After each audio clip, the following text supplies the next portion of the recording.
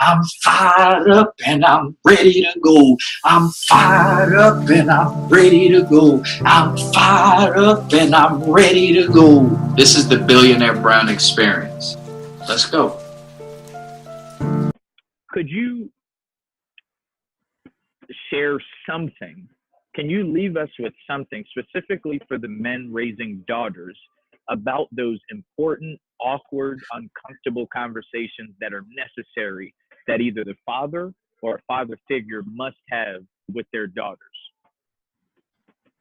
Even as you're saying that, I'm thinking, be the man in your daughter's life.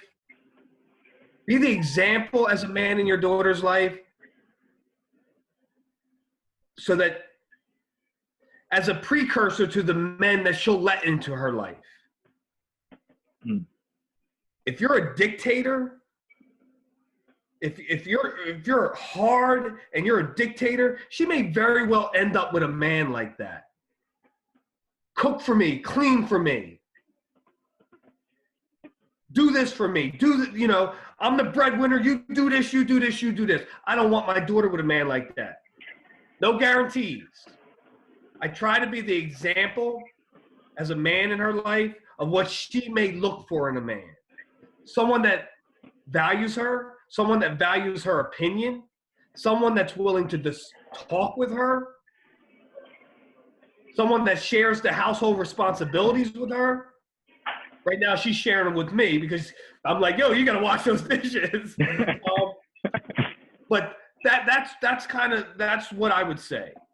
Because if you don't have these conversations, I think you just touched on it a little bit, but I just want to turn up the volume a little bit because this is so important, especially with those fathers out there raising daughters.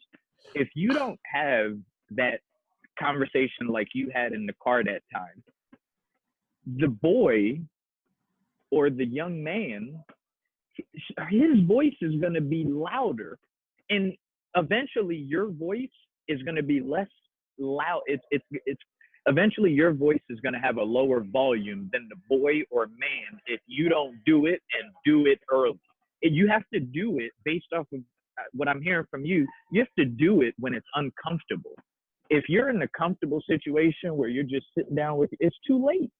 If it's comfortable to have those real conversations with your daughter, it's too late. I love when you said it was a little bit uncomfortable. You had to time it. You had to get her in this situation. You were planning the uncomfortability, the awkwardness. What do you think about that? No, I agree. And it was early on. She had her first cell phone at, she's 15 now. Sexting too. You talked about the sexting. Yeah, that was good. Yeah. I think I got her first cell phone at 11 maybe.